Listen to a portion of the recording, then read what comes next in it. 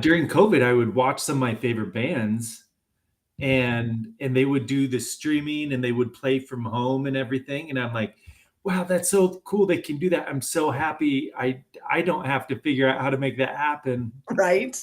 Mm. but it works. Yeah. I thought this would be fun, and it has been fun. Like the conversations are really, and I've only had like two, Yeah. but the first week, um, I couldn't get it to stream. It kept kicking me off of TikTok, and I was like, well, that was unfortunate. Then the second one I had, her internet kept kicking her off, and I was like, well, we'll do what we can. So Third time's the charm. that's right. That's right. And so so the live stream is going live, but I will say that for people to comment and interact, the best way will be for them to go to YouTube, because that one has been a no fail. YouTube has not failed me one time, and that's where people can leave comments or ask questions while we're live. So if anybody is already listening, YouTube is probably your best bet. It's streaming at J Car Writes. And so anyway, Yeah. it's good times. Cool. Awesome. Okay, well, it is 8 o'clock my time, and so that means that we are live. And this is the Connected Conversations for Creatives podcast live. And as you have heard, if you've been listening, that there's no telling what's going to happen this evening. But I'm so glad that Kyle Shoop has decided to join me again and be one of the guinea pigs for this process, because he's a brave soul. That's all I can say. And should I like give a disclaimer that half my jokes aren't going to land? Okay. I'm really not funny. That's the benefit to being an author, is you can rewrite and reword something over and over and over. Right. And listen, I am not a conversationalist by nature. That is not me. And so there are times where we'll just look at each other and I'll just be like, your turn, because I got nothing. We're just going to hang out and see what happens. It's going to be great. It's going to be great. Okay, so I met you through the podcast originally. You were a guest on the podcast, but your episode doesn't actually air until like the spring, I think it was. It's going to be like well into the spring. And I was like, no, people need to know who you are before then. So let's tell people who you are and why you are on the podcast in the first place. Yeah, so I am an author of 8 novels, which my wife would probably say is 7 or 8 novels too many, because it takes so much time, right? No, but I'm an author of novels. I've got 8 novels, and I just love talking creativity in general, whether it is about writing novels or recording music. You can tell with the guitars behind me. You know, I find a creative outlet in general is just so interesting to me. What people do, what motivates them, ticks them, what their current works are. But yeah, so I'm an author at the end of the day. At the end of the day. Now, is author your full-time job? No. I am also an attorney. And I used to be a litigator. Now I'm not in court anymore. Now I deal more with the contract side of things. Nice. That's a nice big change, going from having to deal with humans to paper. Yeah. It just allowed for more balance, which was out of whack because I like to spend my nights writing. So, you know, it's hard to, but at the same time, I mean, like, I love writing, so that doesn't feel like I have 2 jobs. But I don't know about you, you have to treat it like a job, right? Yes. Otherwise, yeah, it's hard to, I've known a lot of people that want to just write and they do the first page and you got to keep going, you know, and it takes that treating it like a job for me to get it done. So. Oh, for sure. Is the goal ever to be full-time author, or do you like your other job, your day job, better? Honestly, I don't think I could. I mean, I've written so much that to me it feels like I have a second job, but I love the idea of a yin to yang kind of approach. Like, I need something to want to escape to go right. Like, maybe I'm just fearful that if I didn't have a day job or other responsibilities, that I wouldn't have something sparking that creativity. Ooh, you know? Interesting. Yeah, I could see that. So nice. Okay, so you write books. for fun and for escape. But you don't write just one genre of book. Like your brain is creative enough that it takes you here, there, and everywhere. Yeah, and is going to take me in a different direction here in a little bit, but the yes, my goal is to go where the story intrigues me. That's not often the most like, yeah, a lot of people say find one genre and figure out the equation and write to that, and I could never do that, right? It will show in my writing. But even then, I mean, like as we talked about before, I mean, I write my my last five novels were in a romance series, but every book was so different, right? Some of them were more rom-com, some of them were more literary fiction. My last one was a historical romance. So that was intriguing to me, by the way, to see like, I think it's very motivating too to think about how love can manifest in such a wide range of different stories. It doesn't need to be a cut and paste type structure. You can find a lot of different ways to express just compelling love Yeah. stories. So, Oh yeah, and I'm the same way. Like I've gone romantic suspense, but then there's also the whole I've got childhood best friends, and then there's a whole nother storyline that I'm working on where it's like who am I even in this world kind of thing. So yeah, I mean, and I can't handle a cookie cutter. I don't do well with unless I'm making cookies. That's the only time I want to use a cookie cutter. You know what I'm saying? Like yeah, okay, then now I got to ask, pause. What's your favorite kind of cookie? snickerdoodles, hands down, snickerdoodles. Those are my favorite. That's a good one, Yep. especially in the fall, but Yes. really anytime, I guess. Anytime. But they are a booger to make. They're very time consuming to make, and I don't love it. So, Yeah. Huh. but I make really good snickerdoodles. Yep. What about you? What's your favorite cookie? Favorite cookie is got to be just straight up cookie dough. Any flavor? Don't even bake that sucker. I hear that. But if you're too impatient or just, yeah. I'm with you. That's my favorite flavor of ice cream is cookie dough ice cream.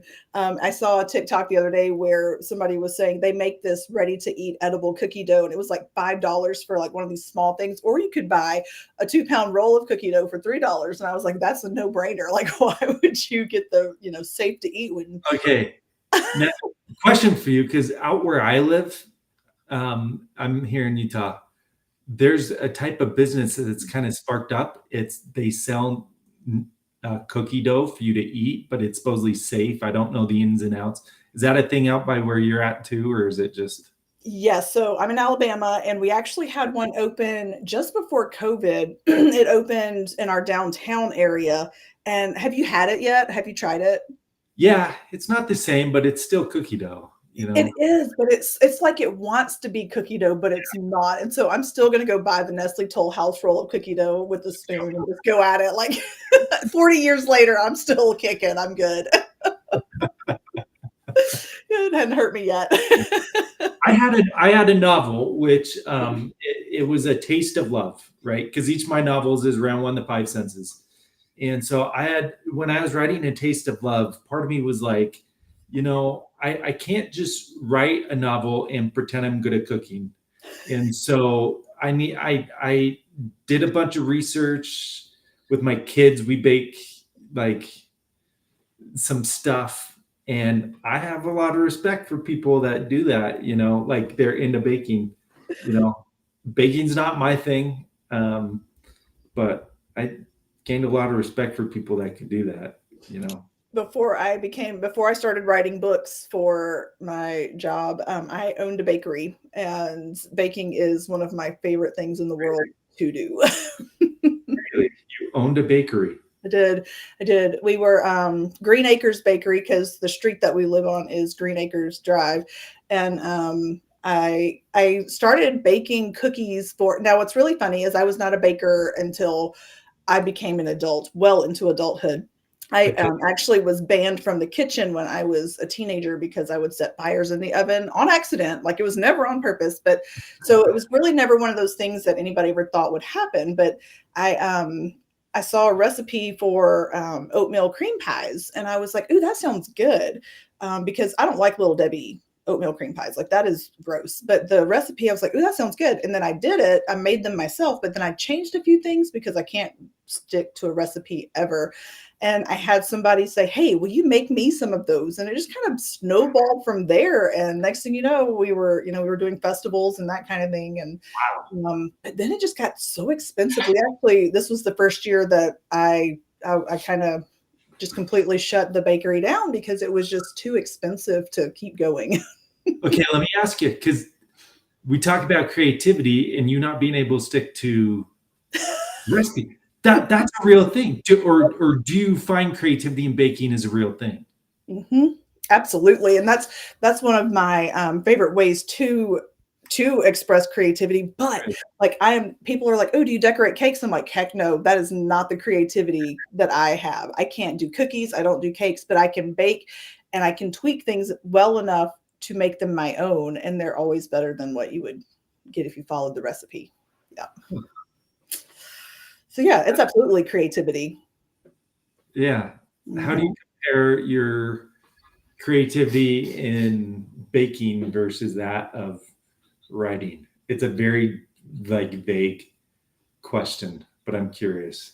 But I get it because and it goes back to what we were just saying is that I don't follow cookie cutter recipes with my writing either. Like the books that I like to read, I'll read a series of books because I want to know what happens to the characters, but then I finish it and I'm like, the same exact thing happened in every story. They just wore different clothes, It was like the same exact thing every time I read it. And I was like, huh, but that's not how I write. I'm like, well, my characters wouldn't do that. They don't fit into molds. And a lot of times people don't appreciate that as much at first because that was one of the major comments that I got in reviews when people read my first book. They were like, it doesn't really fit a mold. Like I wasn't expecting anything to happen that actually happened. And I was like, well, I guess that works for me because I'm not going to That's feed a people that's a mold. compliment in my opinion.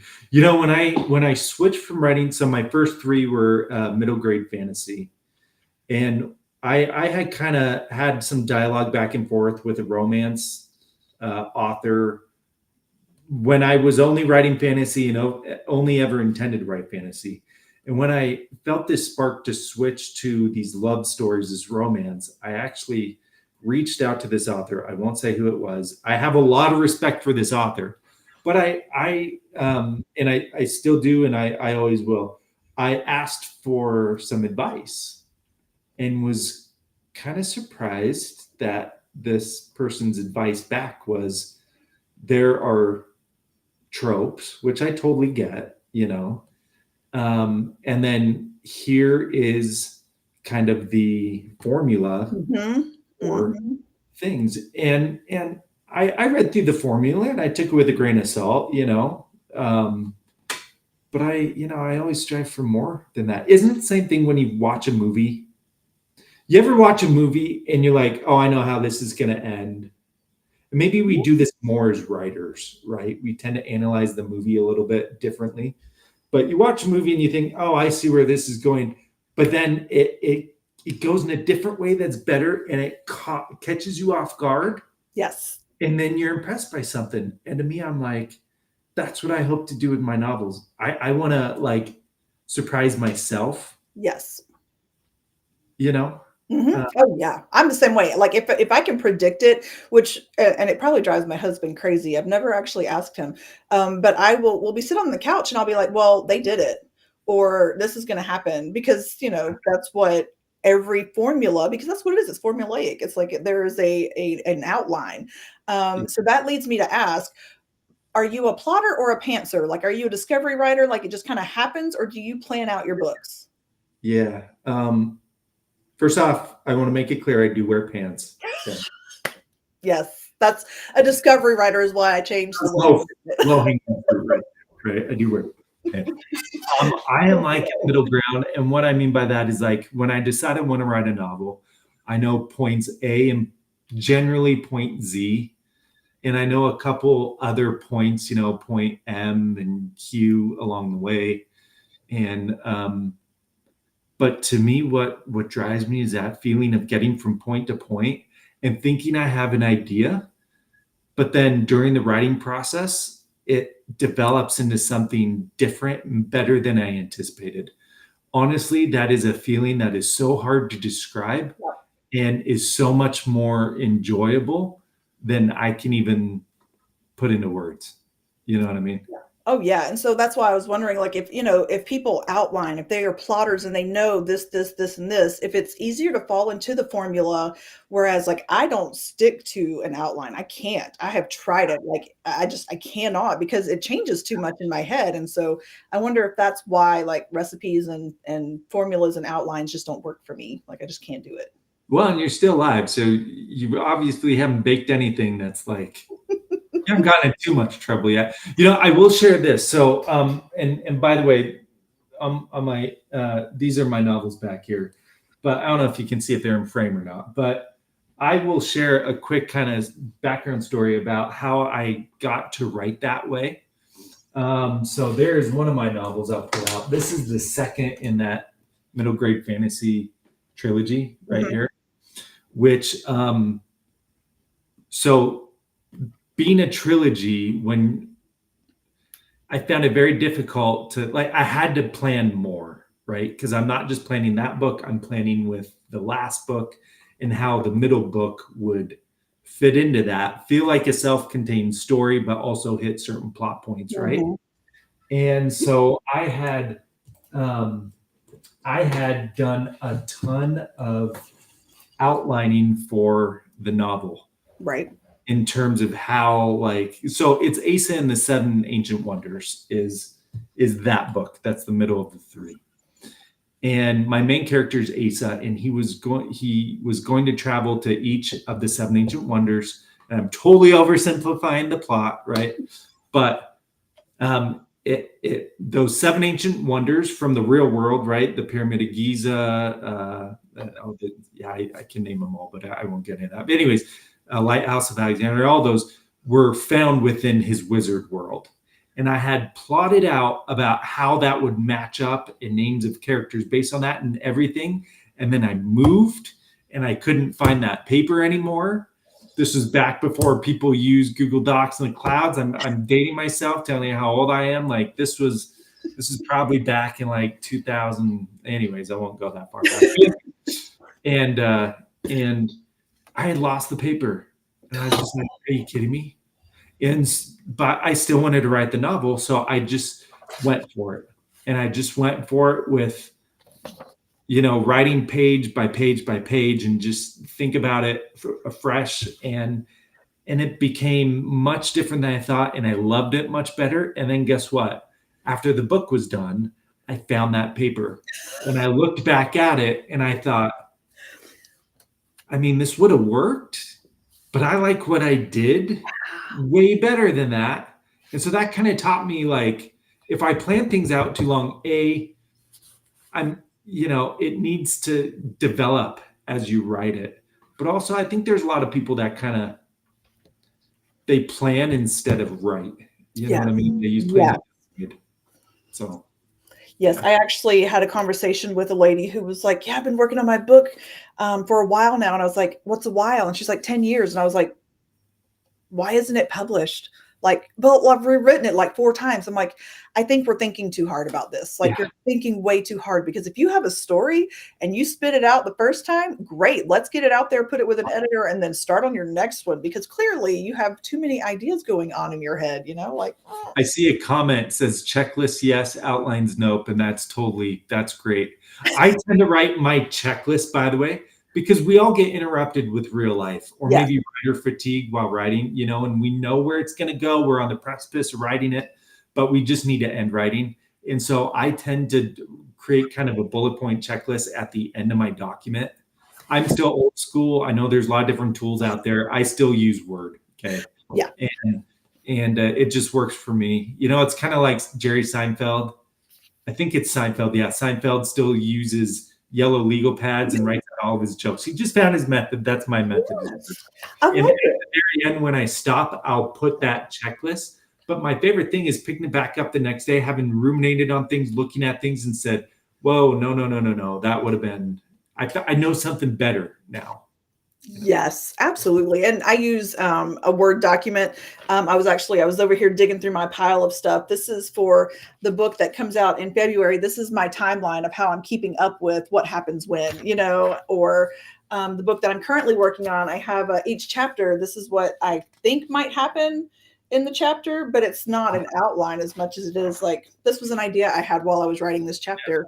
Will it look the same when all is said and done? No, it will look nothing like that, but it's a good start. Here's something I find even more important than checklists of ideas for a chapter or the story. I think a checklist, and I do this, a checklist of something I just wrote that needs to pay off or come up again later.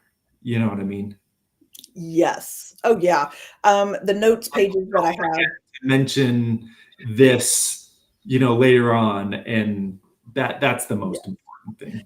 Yes, I agree. And I think some people call it like their Bible for their book or whatever, because it's like the reference point for your characters' names and that kind of thing. And mine is not organized at all, which is so funny to me because I am a very organized person, like multiple planners for every aspect of my life kind of thing. But when I write, it is all just one big happy document, and I will just control F and find what I'm looking for. I'm like, what was the name of? Because I know the keyword of what I was looking for. And so yeah, I can't, there are too many other details and it bogs me down. And I think, oh my gosh, that's too much information in one place. And so it all just has to, boop, I can't, it's all right here. Yeah. Okay, so let's talk about the guitars and the music, because with your books, you did, and you mentioned that your romance books specifically are all based on the different senses. And so, and one of them, there's music involved. And so let's talk about the music. Yeah, you bet. Two of them actually have music. So Mhm. there's the Sound of Love. I won't pull them out. There, yeah. So each book is built around one of the senses: the sound of love, the sight of love, the touch of love. You get a feeling for it. The first one I wrote is the sound of love, and it got to the point in the story where, well, okay, so one of the main characters is a singer songwriter. And it got to the point in the story where I decided I need to write lyrics into the book for his songs. And it didn't immediately come to me. You would think I'm smart enough to be like, oh, I've been writing and recording music for years, just use your own songs. It didn't come that fast. It took a couple weeks actually for it to hit me. I remember being in the car and being like, I got a song already for this situation. And so I wrote those in. I'd been recording and writing music as a hobby. I'm not like, on the radio, right? But I consider myself an indie musician. I'd been writing and recording since I was 18, right? Nice. That means it's only been like 3-4 years, right? Right. Not long at all. Mm-mm. Yeah. At the time I was writing that book, it'd been about 15 years that I'd been doing it. And so as I would get to the points of the story where I would need songs, I took an honest look at, do I already have a song? And I did. And so what I ended up doing was writing the lyrics out in the novel and then linking to it in the ebooks with a hyperlink. People can just, if you have the ebook, you can just hit the hyperlink where the lyrics are, and it takes you Spotify or whatever these, Apple Music or YouTube, I think, as well. And you can actually listen to my songs, right? And I love that. I love the idea of taking something and bringing it alive, right? I'm not going to say my songs or, some of the songs, especially the ones at the beginning of the book, were like back from when I was like 19 years old. Like they're old. They're not going to sound as great, but, my heart was in it, and the music's there. As the songs of the book keep going, the later ones, actually, it just worked out that they were more recent songs that I had written. That's wild. So I kind of tell people, stick with the music to the end, because those are the newer songs that hopefully sound the best. But so, and then on like Spotify, And everywhere the artist name is Guy plus guitar, actually plus sign, Guy plus guitar, because that is what the songwriter in the book goes by, is Guy plus guitar. And so I put all those songs from the album or from the book into an album, and the book is called The Sound of Love, and then the soundtrack is The Soundtrack of Love. And it just fit right in. It was kind of a cool thing. Anyway, so I'm talking a lot, I know that, but let me flash forward. So my last book that has come out, it's called The Touch of Love.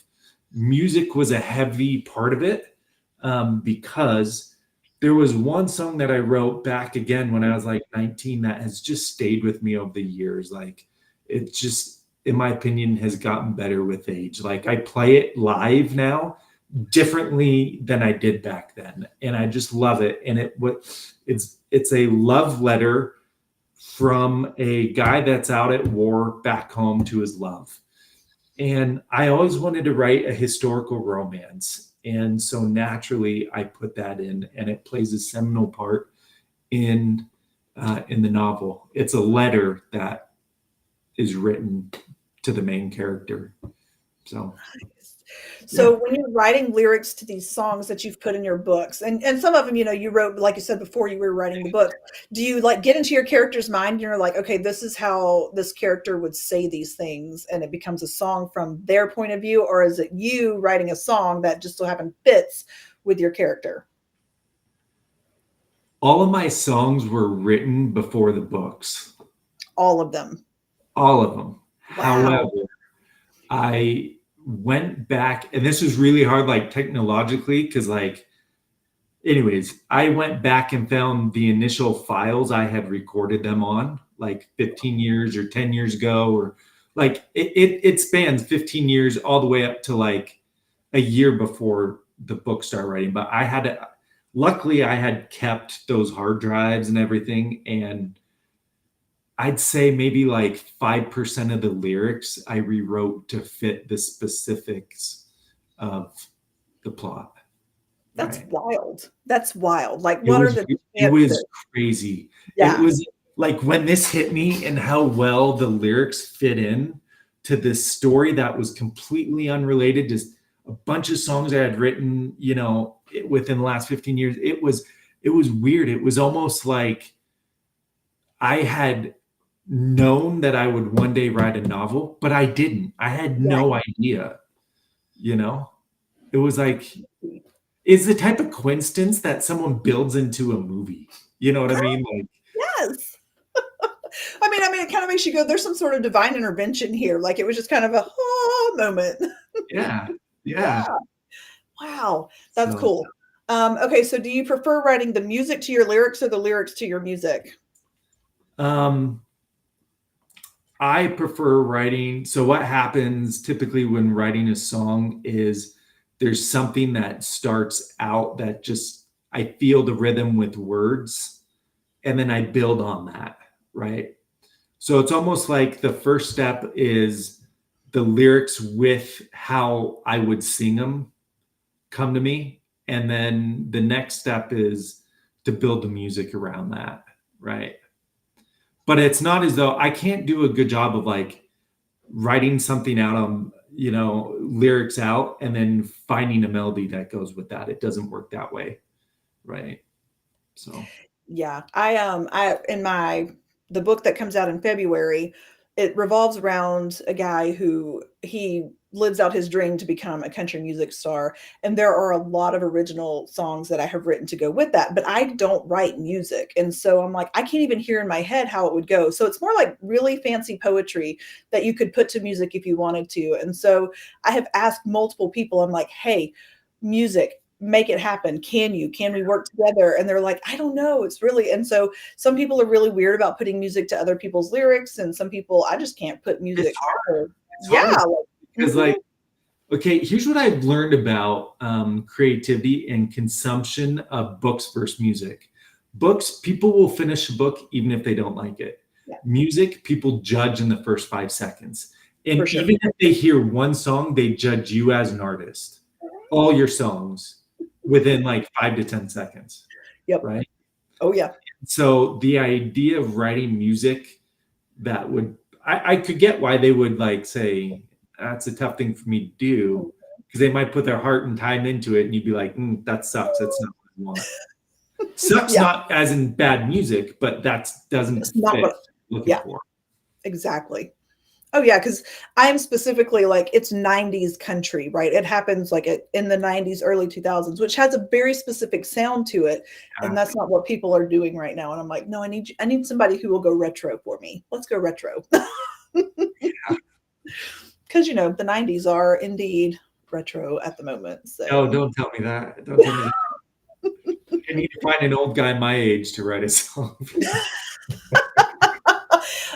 And I would love to see '90s country make a comeback because I am a huge fan of '90s country. Like if it's not '90s country, I don't want it. But Yeah. because I just don't see new country. Yeah. You're from the South, huh? Yeah. Yeah.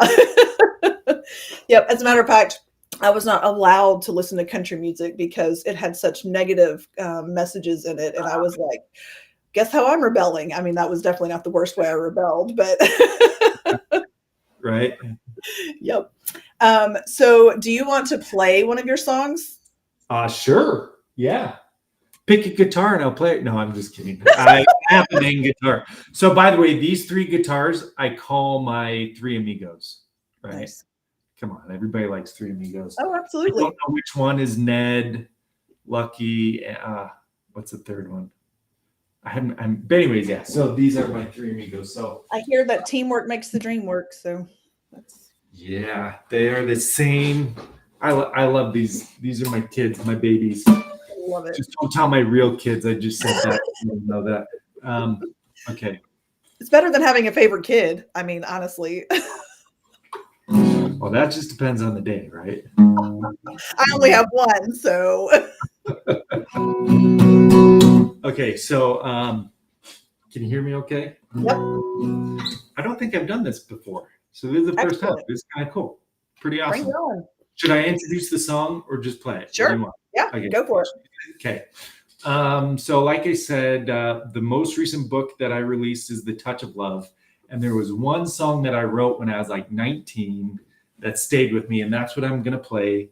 It is called P.S. Did I Mention I Love You? And again, this is like one whole letter written from a guy that's out at war to the woman he loves back home. So.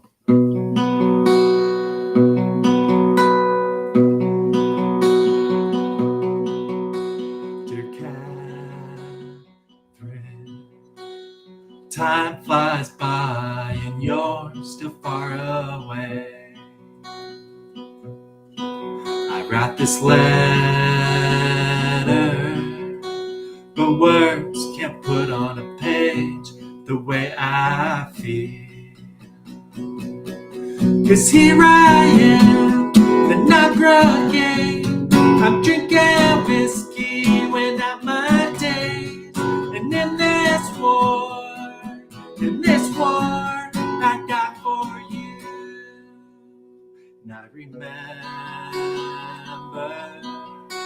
the days and nights I spent with you in my arms. But when I look back, those memories seem much too far away. 'Cause here I am, the night broken. I'm drinking whiskey, weighing out my days. And in this war, I die for you. 'Cause in this war, I die for you.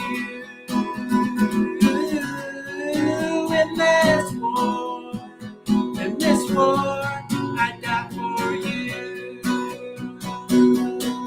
Oh, take me back to a better place where the bombs don't drop and I can see your face. Take me back to frame of mind where you are mine. 'Cause in this war, I die for you. In this war,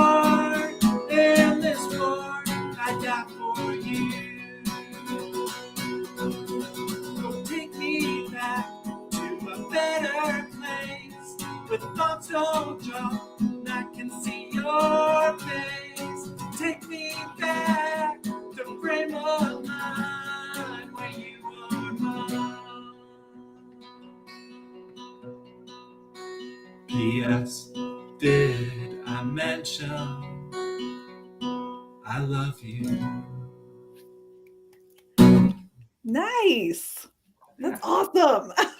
thanks. That's Very fun. cool. I don't think Yeah. I haven't done something like that before. That's kind of cool. Well, there's a whole internet out there that would allow you to do it again and again. That's so great.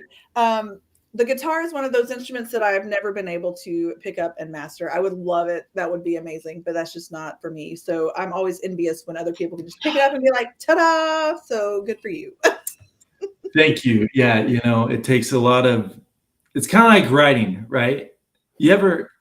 It's like you got to write the first page, and it's the same thing with like learning any instrument, guitar or whatever. Writing your own music, it's like your first thing you write. Let's just be honest, is probably not going to be very good. Same thing with music, Oh, right? yeah. Keep going, keep going. I remember back when I was in college, I used to practice, and I was like still really beginner level learning. And I remember one morning I woke up and I heard one of my roommates talking to another roommate and is like, he should just give up. He's terrible. Right? I totally eavesdropped and heard that. Now, my other roommate was awesome and he's still my friend this day because he stuck up for me. He was like, dude, everybody has to learn from beginning, right? Seriously. So, anyways. That's awesome. And good for you for like being able to just continue, because some people get that kind of feedback and that's it. Like that's the end, and my kid is one of those people that I I hate it for her, because one word of criticism, even if it's supposed to be helpful, and she shuts down. And so we've had to work through some of those things where I'm like, hey, criticism is good. It comes when coming from the right place, it can help you do better.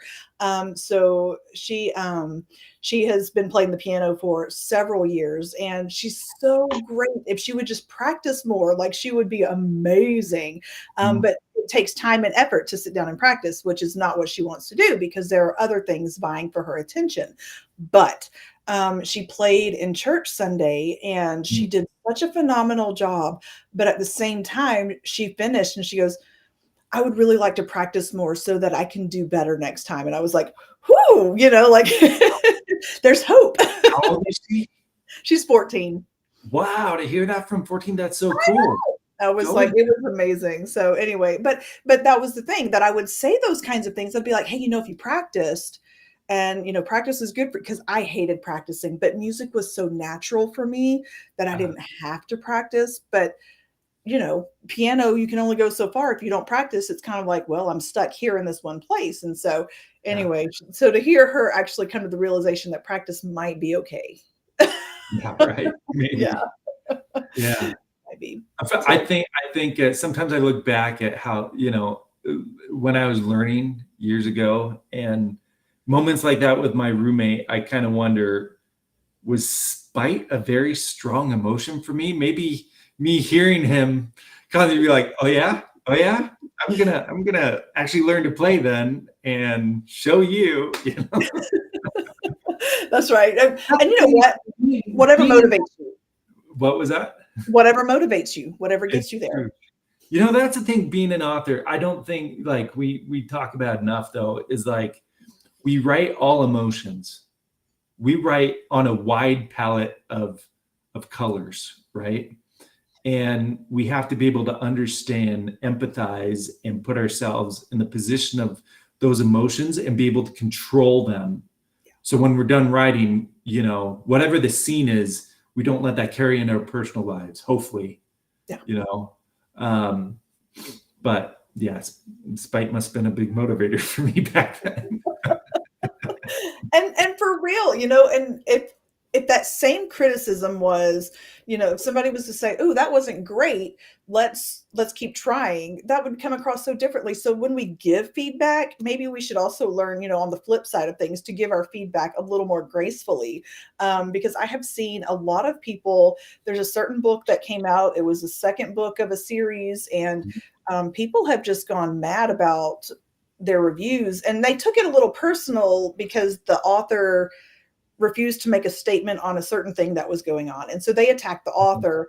But I'm thinking, you know what? We could have just been a little more graceful and let her exist as who she was made to be and who she is, and just kept your opinions to yourself, and focus on the work and how it could be made better. But anyway, That's I, always a tap dance, yeah, yeah, because but you can say about more than just authors. You can say about movies, actors, yeah, musicians, where you don't agree with somebody's individual, who whatever they've done, whoever they are, type stuff, but yet their work, where does that cross over between looking at the work, which might not have been at all motivated by, their yeah, personal life, anyways. yeah. So So when giving you write, where does your personal life intersect with your writing? it's really funny because I am a huge proponent of keeping things very separate, Yeah. um, which I didn't always. Hmm. And I had a really bad experience probably about 3 years ago, where somebody, literally, it was a guy I went to high school with. We were not friends. And so that was the only connection we had on Facebook. But because of my personal opinions that I had stated online, which I don't do very often anymore for this reason, he came on and blasted our bakery and was like, "Well, this Uh, person has these beliefs, and because of that, you shouldn't, use." And I was just like, first of all, excuse mhm. me. I did this on my own, whereas you went to school on daddy's money. No offense to anybody who did that, but I was like, this is my business. Back Yeah. up. But so yeah, I learned through experience that there's if you're going to have a business, or you are your business, or you are your brand, you have to be so careful on letting those lines blur and cross. And so I just don't anymore if I can help it. Yeah. It's, yes. It's, as an author, because I try and keep mine separate as well. But I mean, at some point, you write what you know, Yeah. right? I mean, like in The Touch of Love, there's a character in there that had something very difficult, traumatic happen to him, and it's because I had experience with that. It's not at all me or my story, but you write around what you know. You know. Yeah, and I think, why do we let that kind of bleed over into even if the author doesn't, sorry, my dogs are barking right outside my window here. But why do we let the author's work even? So let's say I wanted to write a diverse character of sorts. Well, I Mhm. am myself not a diverse Yeah. person, as you can see. But all of a sudden, like, I get blowback, or I would get pushback from people who are like, well, you don't know that life. You are not a diverse person. You don't have the right to write about a diverse person. And so, like, where's that line there? I don't know. It's a whole scary world that sometimes I have to think really long and hard before I put something in writing, because I'm scared. Jen, it's interesting because I get that asked because so the 5 books in my series, the main characters. Now, obviously, there's a main man and a main woman, right? But the main character, whose perspective it's really, whose story it really is, I alternate between a female, a male, female, male, and then the last Mhm. one has it's dual timeline, so there's one of each. And so I've written with a main character being female in romance, and some of the biggest compliments I've had was, you did a great job, right? I know Yeah. there's going to be somebody saying didn't do a good job. Like, everybody has a different opinion, right? And they're entitled to their opinions. But yeah, it's a real thing of, where, how to handle that. I was lucky enough. The first one I wrote with a main female, my wife had read, and she said, "I'm going to give you some advice. The main character, your female, can't do that." I don't even remember what it was. And it wasn't anything terrible or Yeah. offensive or anything. She was just like, just so you know, it could, you should change that. Oh, thank you. I just hadn't thought of that. Right. So maybe I'm lucky because I do have a female Right. perspective, at least, giving it a read and would let me know if I'm way off track. But yeah, it's interesting. I will say this in my books, um, as I write certain characters, there are different demographics. I very rarely say that though. Yeah. Right. Yeah. I'll be thinking this person is this way or that way. One of them I even had on the spectrum, but I never said it. And it's interesting. I've got some responses saying, "Hey, was that character on the spectrum? Because I felt it." And I was like, "Thank you. Yep. You picked up on something I never said." Right. Even so much, my main character in the Asa trilogy, that fantasy series, he's a lefty. Now I did that intentionally because I'm a lefty, right, to represent. I never come out and say he's a lefty or he's holding a wand with the left hand. But if you pick up on like the way things happen, you'd be like, he's left-handed, right? I've had some lefties reach out and be like, hey, it doesn't really matter that he's left-handed, right? But it's like, I'm creating a world. I'm going to, Way to include representation in your book. That's hilarious. I'm the only right-handed person in my family. Everybody else is a lefty, so I'm the oddball. Really? I know. Isn't that crazy? And you're creative and you're right. Okay. I've always been interested in like, is there a correlation between lefty and creative or what? I have no idea. So we can talk psychology if you want to, since that is kind of my world of expertise. But so left-handed people are usually right-brained. Like their right brain is a little more controlling of their everything, which right brain is usually you're more creative, you're more, artsy kind of thing. But my two lefties are very much so left brain leaning with a midbrain tendency. And so they're both, well, one of my lefties is more left brain than not. And he is very logical and very mathematically inclined with creativity. And so it's very weird how, like, we're all wired very differently around here. Interesting. It is. Yeah. It's crazy. Okay, I was going to ask you something, and I don't remember what it was because I got distracted by psychology because it happens. Oh, we were talking about opinions and stuff. It doesn't matter. We've moved on from that. So anyway, well, I was also looking at the time going, oh my goodness, I'm sure he needs to go get his kids ready for bed because it's about that time. Because it's already like talk with. It's so easy. Time flies every time. I mean that seriously. I was like, that's why we scheduled this in the first place. But now it's 8:00 thinking, I didn't play a song for 45 minutes. So where'd the time go? Seriously. So we'll just have to plan to do this again. And but do you have you're working on another book now? Yes. Yes. And actually what will come out before the book, and this is totally unrelated, but I've been recording a ton of music too. Nice. So I will have an album come out early next year. There's some online. I love my music, all of it. But it's like any artist, their newest work they love the most. And so the music that's coming out is just going to be, I love it. In fact, the song I played, I recorded and it's, you can listen to the version, but that version was 15 years old now.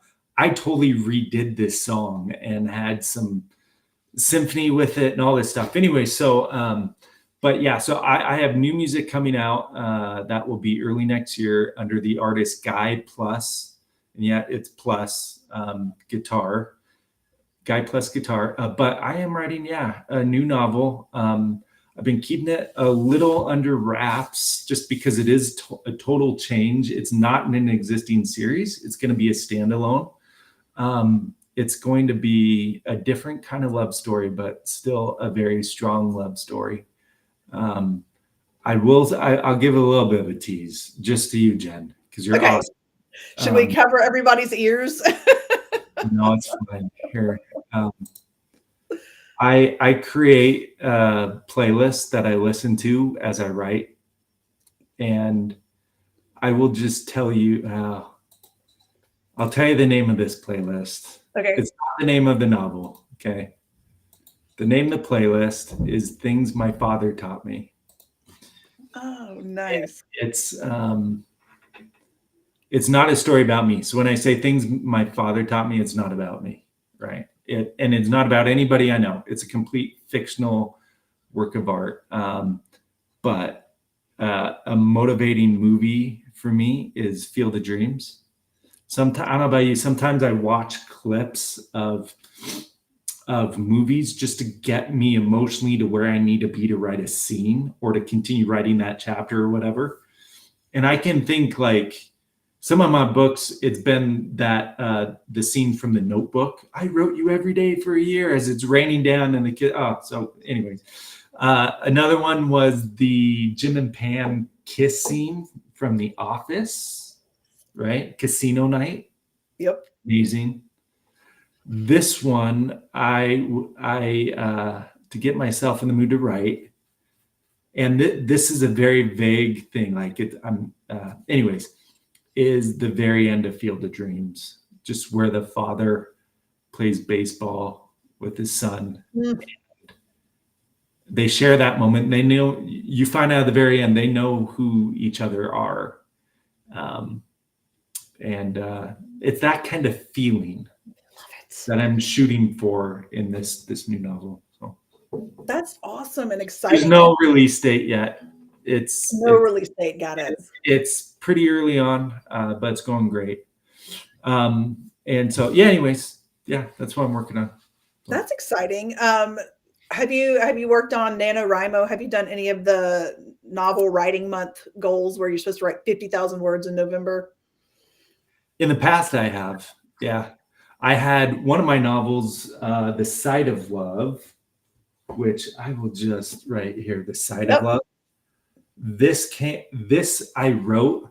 It's my fastest novel I've ever written. It was almost like my mind was just, it was zapped in and just, it was all that I really want to do. I wrote it in 59 days, the first draft. And what's Nice. interesting to me, Jen, is, I mean, obviously then you edit it and all that stuff, but Right. first draft, 59 days. And I've read this so many times after, and I keep thinking there's nothing I would change. You know what I mean? Like it just, Mhm. I was just on the same wavelength as what needed to be written with this one. And most of this came about during NaNoWriMo. Wow. So yeah. Nice. Can I've I been can I share a struggling. little bit about this cover for you? I love all my covers. This one, the male and female are behind an umbrella. And the tagline is, does love at first sight exist when love is blind? Right. So there's something I won't spoil about standing behind an umbrella and not being able to see, but her name is Rose. And so, Oh. and I don't know if you can tell from this, it looks like a painting, right? It's kind of in that Mhm. style. He is an extremely gifted painter. And so just the symbolism of this cover I just love. So I love when that happens, when you can just see the cover and you're just like, yes, that's it. That is yeah, it's the best. yeah. I Anyways. love and I love a good book cover. Like I do judge books by their covers, and apparently I'm not the only one. So Can I show my last one then? yes. Because this is a cover I'm very proud of. I don't know how well you can Oh see. yeah. That's pretty. And it becomes a very key scene for both timelines. Because, like I said, this is the touch of love. And so there's dual timelines, one back during World War II in Poland, and then the other in modern day. And this scene happens in both. And so it's so key. I love covers like that. When you see it, you're like, oh, that's a pretty cover. And then you read it and you're like, I get it now. That happens not just with my books, but with other stuff. And I just love those covers, you know? Well, and I wish like my book that I literally just had the covers redone in October as like a 1 year anniversary gift to my books. Because I did the first covers and I loved my first covers because I understood them. I got them. They made sense to me. But I had this one lady comment more than once about how the cover just didn't make sense to her. And I was like, that's so weird to me because I saw the story in the cover. But anyway, I worked with a lady, a woman who she had been on the podcast, and she is an amazing illustrator and designer. And I was like, hey, let's talk about this. And so she pulled together this scene from, I don't know where she pulled it from because she hadn't read the book. And so she put the scene together on the page and I went, that's amazing because it fits here in the story and it fits here in the story and they're completely different characters in the story. And I was just like, this was meant to be. And I really wish I could, I'm not going to get up because I would knock over the other camera if I got up. Which But is it? no matter what, it's my first one, no matter what. And Okay. Is it the one? So is your new cover the one that's on your website? It's orangey Yeah. and red. Yep. With the sky and the Mhm. color. That's Yep. beautiful. And I mean, so she did such a great job. And so in the book, you know, it starts out, you have your main two characters, Jess and Brian, but then things happen. And then you have two characters at the end and they have moments. Anyway, I was just like, how did you do that? Like, how did you pull that? And so it was like, it was just meant to be. And I love it. So it's a good cover. I like yeah, that. she did Good a great coloring. job. Thanks. Yes, I was proud of it. I was proud to be part of the approval process because I had nothing else to do with it. That's the benefit of being an indie author, by the way, right? Oh Yeah. my gosh.